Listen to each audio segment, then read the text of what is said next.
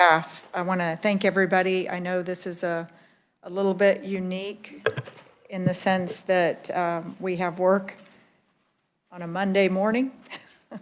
So let's go ahead and get started. We're going to start with the roll. And would you, Chris or Kristen, would you like to call the roll? Thank you. Okay, Senator Tyson. Representative Francis. Here. Representative Probst. Here. Senator Corson. Senator Peterson. Here. Senator Thompson.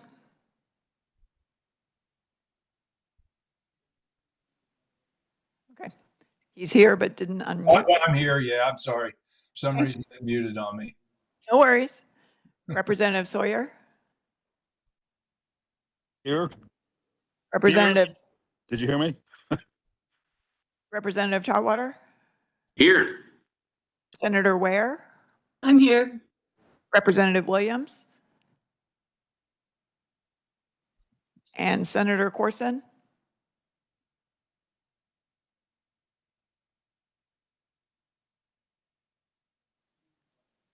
Okay.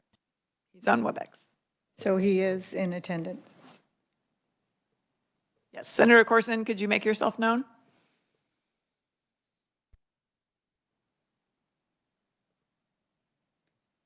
That's fine. And if committee, if you have any questions, we are monitoring to raise your hands. We'll go ahead and get started. We had the performance audit request. Are there any questions on that request? Committee?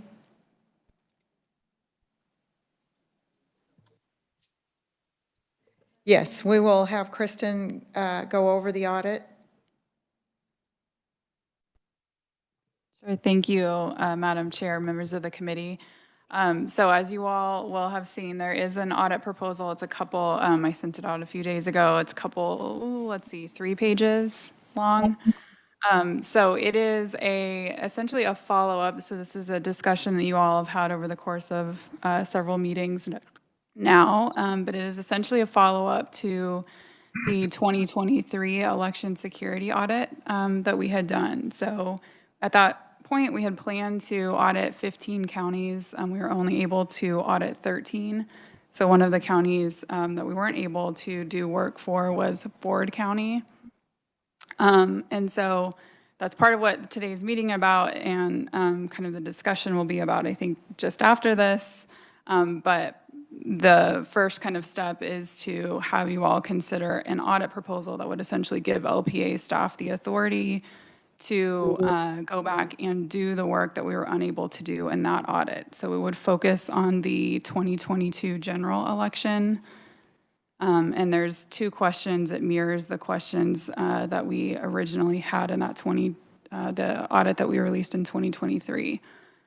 So we'd look at Ford County's policies and procedures to ensure the accuracy and security of voting machines that were used in the 2022 general election, and their policies and procedures for ensuring the security of storage units, ballots, and devices used to tabulate votes during that same election. We're estimating it's about, just because it's one county, that it would be 1 staff person and about 1.5 months of time. And with that, I'm happy to answer any questions. Thank you, Kristen. Committee, any questions?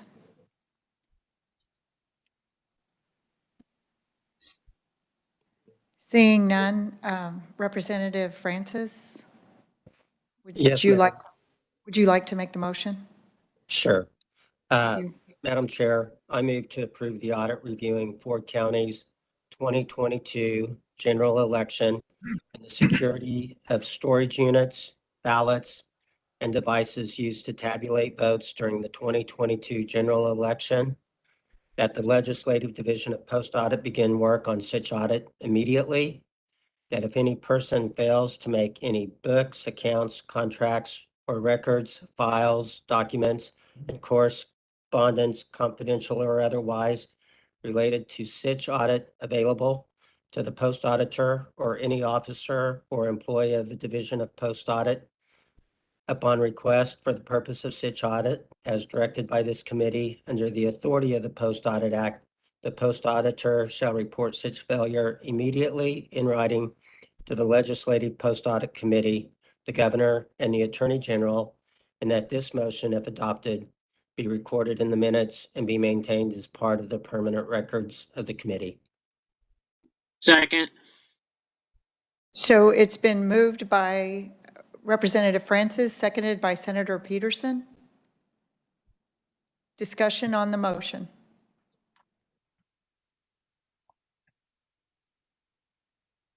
Senator Peterson, was that you that made the second? I just want to make sure. That is correct. Okay, thank you. Discussion on the motion.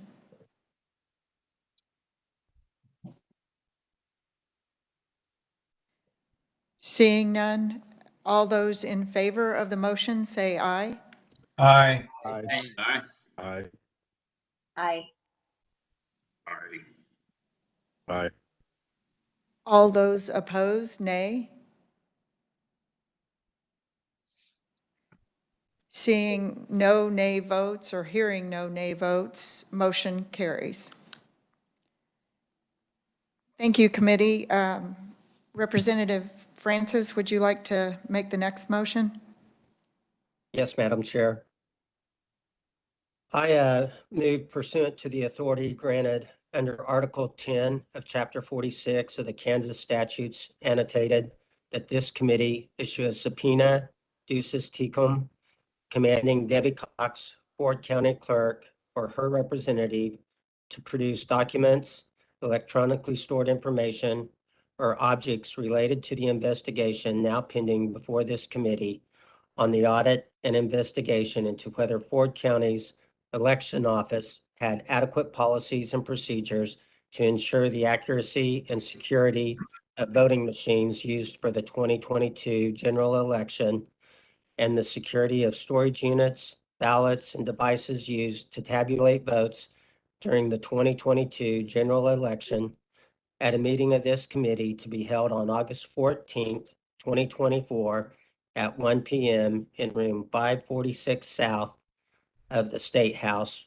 or in lieu of personally appearing before this committee to produce such documents for Chris Clark, Post Auditor, prior to such meeting in a form and manner acceptable to both Ms. Cox and Ms. Clark, and that Ms. Clark report to this committee at such meeting as to whether such documents, electronically stored information, or objects have been received if Ms. Cox or her representative do not appear in person, and that this motion, if adopted, be recorded in the minutes and be maintained as part of the permanent records of the committee.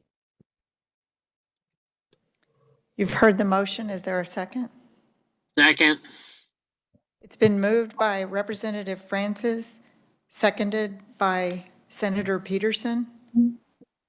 Discussion on the motion.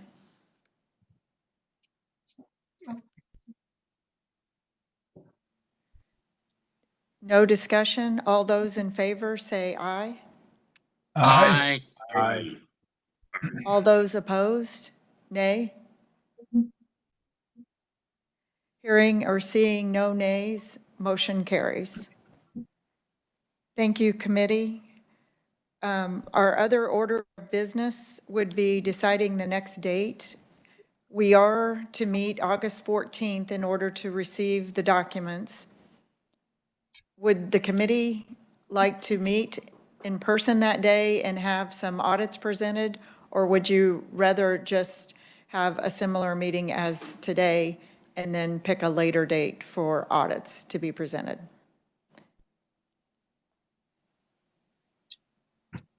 If I could chime in, I've got two conflicting appointments that day. One's a medical appointment that I can't get out of.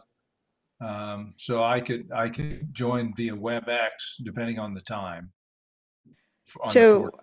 for the 14th, then let's just schedule a meeting like this. And then another meeting, you can come in person. If any of the committee members would like to be here, we will absolutely encourage it. Otherwise, we'll do WebEx. and we will hold off to the reports until the end of August, would that, or Chris, what would be the best dates? I know you polled the committee, and I didn't have a chance to look at that. Oh, thank you. Thank you, Madam Chair. The next date, based on the poll results, it was that the week of 9th through 13th of September. It looks like September 11th is clear for everyone that responded to the poll. If you want to go ahead and set Wednesday, the 11th. And then the second polling date for yet another meeting, we have a lot of material to get through, was the week of October 7th through the 11th. And there's, So let's pick a September date, okay. and then we'll pick the October date at the September meeting. Is that okay, committee? Yep. Yep. And Representative Charwater? Thank you, Madam Chair. What was the first date? Was that the 14th? August 14th is for the documents and information to be received from Ford County. So you would not need to be in person that meeting. We could do it, you could do it online. Okay, so I am going to be at a convention that weekend or that week and probably won't be able to attend at all. That you can proceed without me, or we'll get a substitute. Thank you, Representative. Hopefully we can get you online for 5 minutes, but we'll see. Okay, yeah, no, if it's just a 5-minute thing, I could chime into that. Okay, great. I don't anticipate it being any longer than this meeting. Any other comments or questions, committee? Question, Madam Chair. What time on the 14th were we talking? 1 p.m. 1 p.m. Okay. Chris, did you have a comment? And then it's looking, again, it's looking like in September, I'll confirm with the chair, but it's looking like the 10th or the 11th were the dates that most members could attend. So we'll confirm with that here shortly. And then we'll pick the October date as well in the future, but hopefully soon.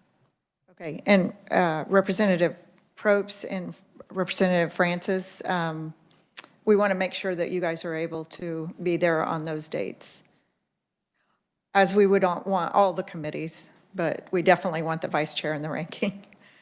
Yes, ma'am. That's because they make up the executive committee, and the executive committee has to preliminarily approve our budget document. Thank you for that reminder. Thank you. Yeah, I should be able to make either of those dates work. Either? Okay, thank you. Likewise. Okay, great.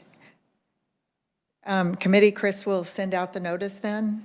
Is there any other business to be brought before the committee? Committee, Chris has another.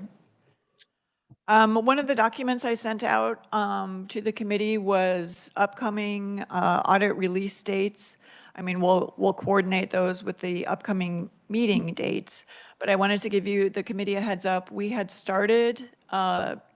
begun starting the audit on the Hospital Care Act, and we've run into a bit of a snag on that one, so that one is on pause while we work through some legal questions. I'm working with the revisor's office. This is early days, so more to come for the committee, but just letting you know that audit looking into the the Caregivers Act is on pause, and I will keep you updated as soon as I know more. So thank you, Chris, and thanks again to staff. And I want to thank Tamara, Jason, and Gordon. I know you guys have spent many hours. I actually had an event Friday that I missed because we were working on this late Friday evening, afternoon. So I just appreciate everybody's, Chris and Kristen, everybody's efforts that have gone on to this. So committee, any other question or business? Seeing none, committee, we're adjourned, and thank you.